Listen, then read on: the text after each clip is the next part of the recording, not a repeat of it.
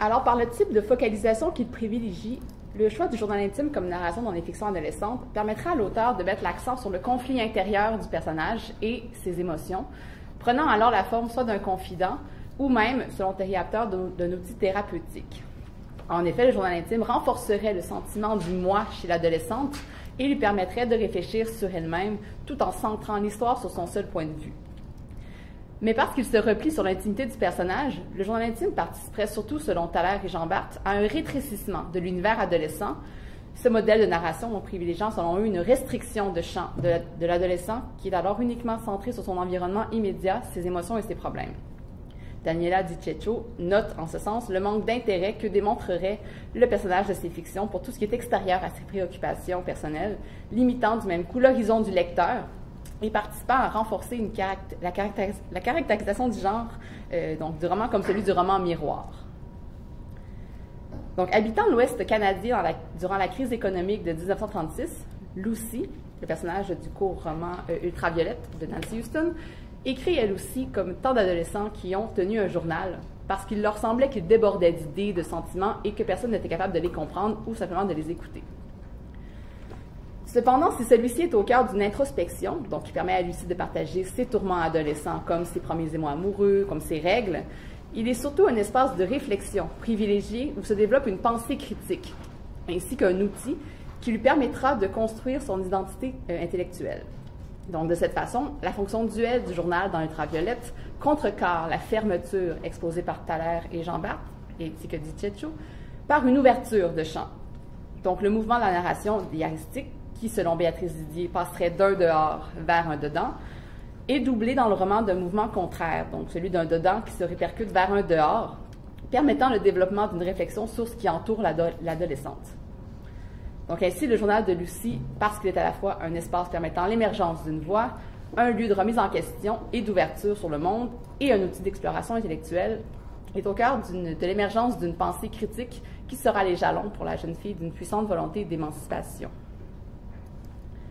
Donc le journal comme lieu d'émergence d'une voix. Lucy, jeune fille de 13 ans, enfin sortie de l'enfance, nous introduit de l'incipit à son carnet avec un grand C, qu'elle présente comme son journal refuge. Donc, se sentant à part et en décalage avec ce qui l'entoure, elle affirme d'ailleurs que tout l'horripile en ce moment, l'écriture de son journal naît pour elle d'un besoin criant de s'exprimer.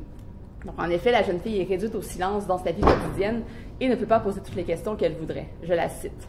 « Une fille de 13 ans ne peut pas vraiment poser ce genre de questions à sa mère. » Par exemple. Donc, le journal apparaît pour elle comme un espace dans lequel elle peut prendre la parole. Je la cite. « J'ai besoin de me plaindre. Or, partout autour de moi, on me l'interdit, sous prétexte que c'est égoïste et complaisant, qu'il ne faut pas s'écouter et que, comparé aux autres, nous avons bien de la chance. On dirait que chaque fois que j'ouvre la bouche, je commets un péché d'une façon ou d'une autre. Alors, à toi seul, carnet, je dirai la vérité. » Fin de la citation. Donc, le journal comble un manque chez Lucy qui est celui de la parole. Elle décrit d'ailleurs son carnet comme une sorte de petit paradis où elle voudrait mettre petit à petit tout ce qui lui manque sur Terre. Sa parole comme ses pensées. Dans sa thèse consacrée au genre diaristique au Québec, Manon Auger décrit la tenue du journal intime comme, et je la cite, symbolisant la transgression des interdits et légitimisant l'affirmation d'un moi autonome et indépendant. Donc ainsi, muette dans la réalité, c'est par l'écriture que Lucy prend voix, apprivoisant un autre langage que la parole qui, elle, possédée par les adultes, lui est interdite. Donc la position d'énonciation de Lucy se construit dans l'écriture, qui lui permet de devenir un sujet pensant, réfléchissant, et lui permet de canaliser son trop plein de connaissances. Donc la pratique diaristique dans le roman Ultraviolette n'a pas de fonction d'accompagnement seulement et de confident, mais répond à un réel besoin et tient un rôle précis dans le développement intellectuel et personnel de Lucy. Donc, l'écriture de son journal permet ainsi à Lucy d'adopter une voie singulière, de se dégager du groupe duquel elle ne veut plus être attachée et de permettre l'émergence d'une parole autonome, c'est-à-dire, je cite Lucie Robert, une parole qui construit son propre point de vue. D'ailleurs, je cite Lucie Robert pour la citation suivante.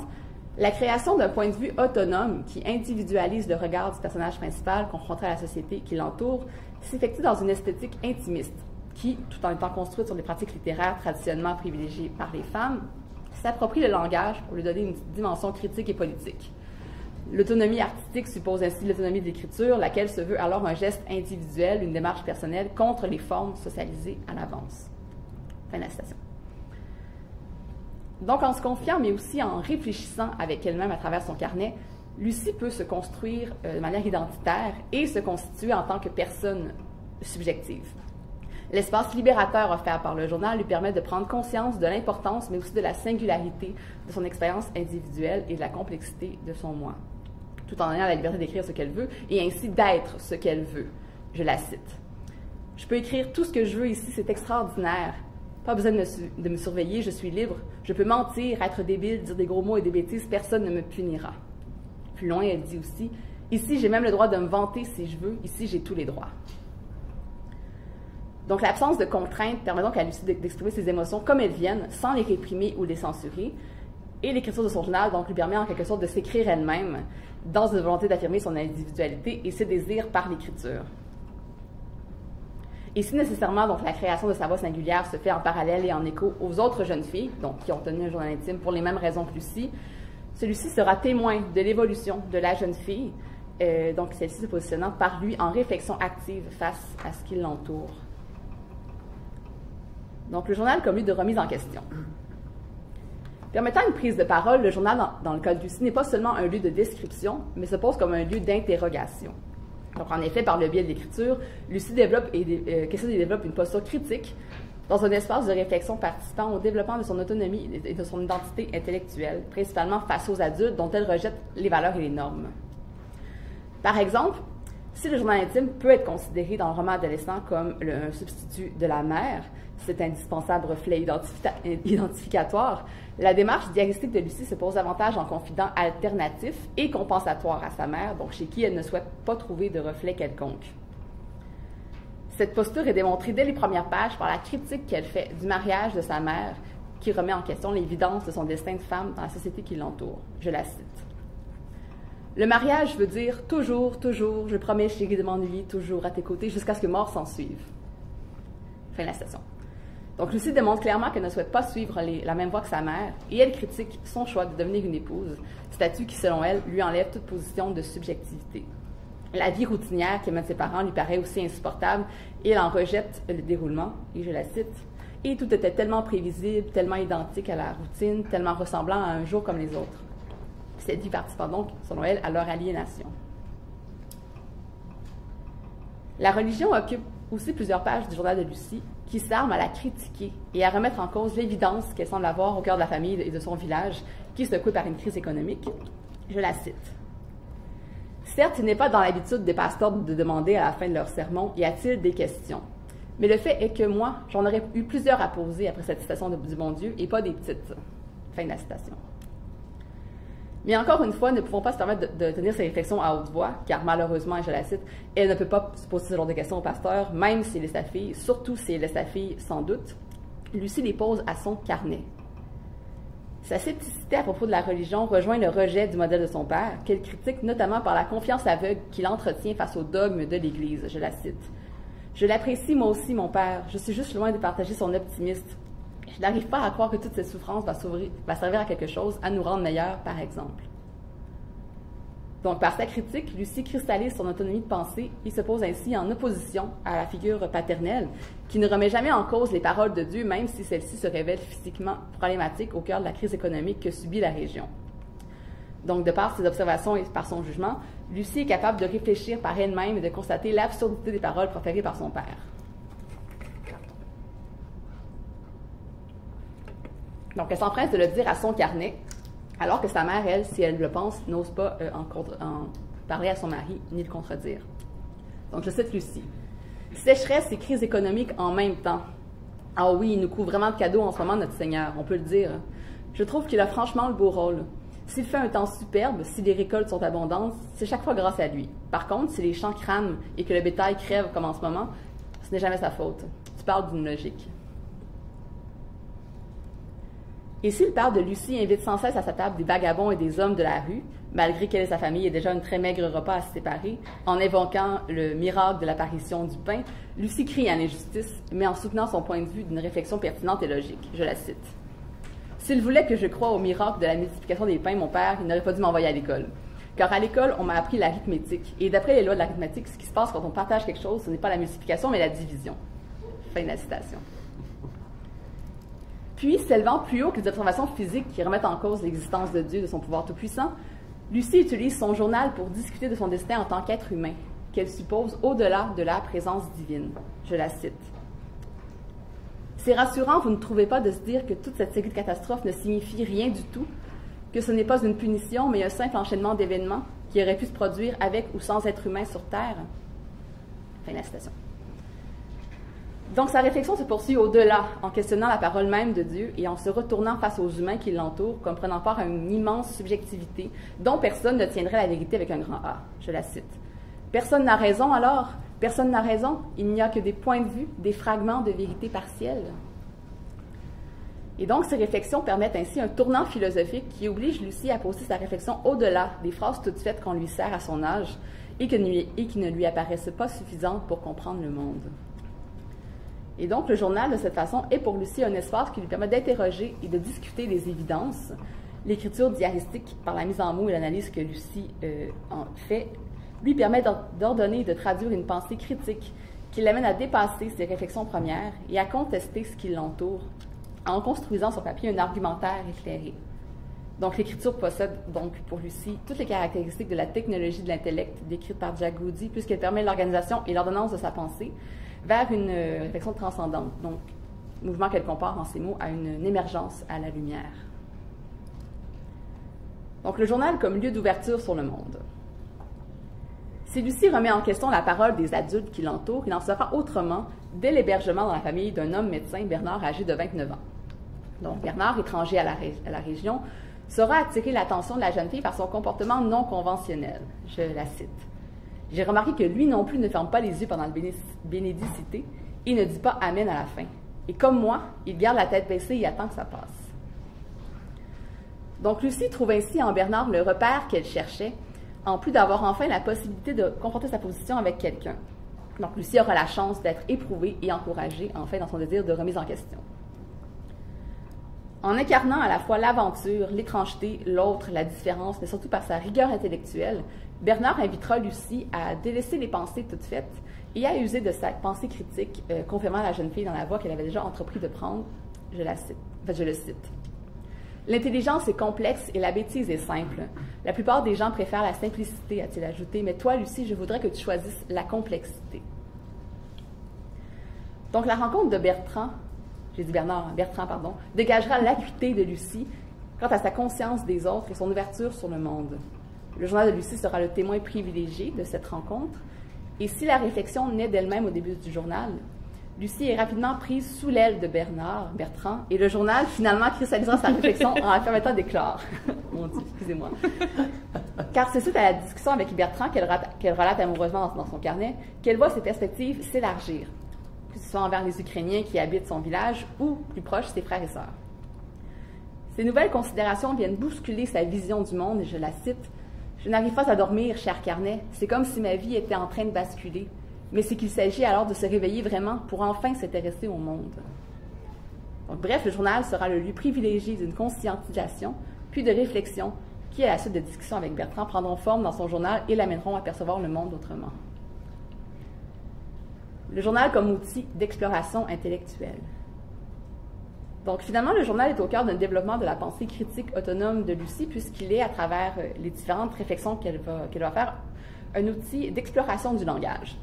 Donc, en effet, comme si elle ne pouvait pas retenir toutes ces pensées qui fleurissaient dans son esprit, les entrées du journal sont parsemées de jeux de mots, de réflexions sur leur usage. Bref, Lucie s'amuse avec le sens et les idées dans une grande facilité à jongler avec la matière première de sa réflexion.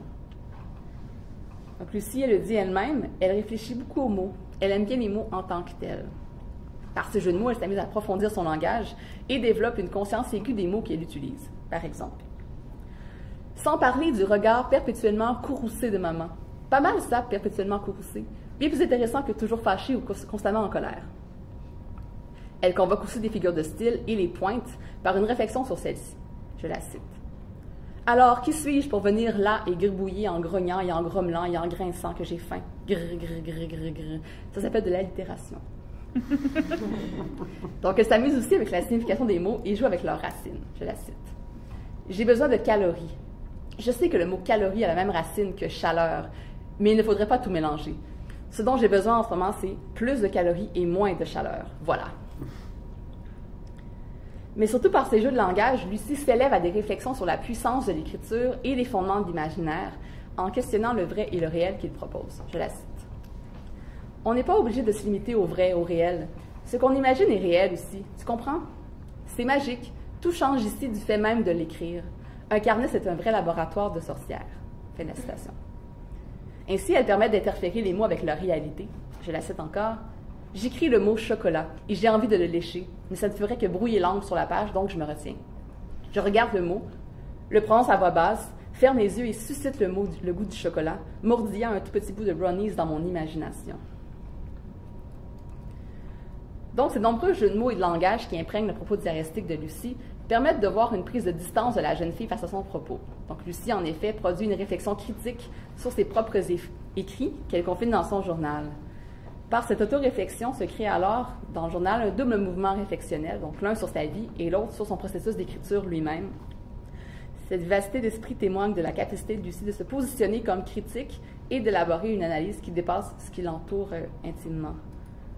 Donc ainsi, le journal la positionne comme sujet pensant et surtout la constitue comme éminemment active, même donc dans sa sphère personnelle. Donc c'est le journal, dans le roman Ultraviolette, accompagne Lucie au moment de son entrée dans l'adolescence. Il dépasse la fonction seule de confident, normalement attribuée au journal dans les fonctions pour ce public, pour devenir le lieu où se développe une pensée critique qui mènera tranquillement le personnage féminin à poser une réflexion sur ce qui l'entoure. Donc ainsi, loin d'être un espace narratif qui retient le personnage au cœur d'un univers fermé sur lui-même, il propose au contraire une ouverture de champ qui la retourne vers l'extérieur. Donc le journal se positionne alors comme un outil qui accompagne Lucie dans le développement de son identité intellectuelle et qui agit en quelque sorte à la manière d'un pont entre elle et l'extérieur, à la manière d'un filtre inversé, d'un témoin du réel augmenté par l'effet de sa transcription sur papier. Et donc, si au final on ignore réellement la réelle longueur du carnet, donc s'arrête-t-il réellement à la fin du roman pour Lucie comme pour le lecteur, sa brièveté circonscrit tout de même une période brève mais charnière et lui associe une utilité précise, celle d'un tournant intellectuel majeur chez la jeune fille. Le processus d'autonomisation intellectuelle qui permet le journal dans Ultraviolette pose aussi les jalons de développement d'une puissante volonté d'émancipation et participe surtout à façonner un modèle adolescent qui se développe en marge du monde adulte. Et donc, finalement, tout à l'heure, Jean-Bart comparait les personnages du genre du roman miroir, centré sur soi, à ceux du roman d'aventure. Les premiers, selon eux, et je les cite, vivent dans l'éphémère, pour qui le temps ne va pas au-delà de l'immédiat, dont rien ne les soulève, rien ne les emporte, et qui n'ont pas de perspective d'avenir, sont comparés à ceux du Bildungsroman, donc le roman d'aventure, dans lequel le héros se construit et en même temps qu'il se fait, se découvre une ambition, un futur vers lequel il est désormais tendre de toutes ses forces. Donc, suite à notre réflexion, le journal de Lucie se poserait à la croisée, dans le fond, du roman miroir et du roman d'apprentissage. En effet, le journal, en plus de présenter une forte conscience critique de son environnement, se clôt surtout sur la consécration d'une perspective d'avenir et d'une ambition vers laquelle tend le roman depuis le début. Et là, je vous cite les dernières lignes du roman. « Terminez l'Église, les bienséances, les réponses toutes faites. Dorénavant, je suivrai l'exemple de Bernard Beauchemin, qui, oui, bientôt, très bientôt maintenant, je mettrai mes pas dans les siens, et voyageant, étudiant, lisant 1000 livres et posant 1000 questions, je me construirai une existence à moi. Plus de compromis. Ceux qui m'aiment m'aimeront, les autres tomberont en chemin, à moi la liberté. » Et donc, à la fin, à l'image du roman, est la consécration de l'ouverture. Donc, elle propulse l'héroïne vers l'extérieur et métaphorise en elle-même le pivot fondateur de sa future émancipation. Merci.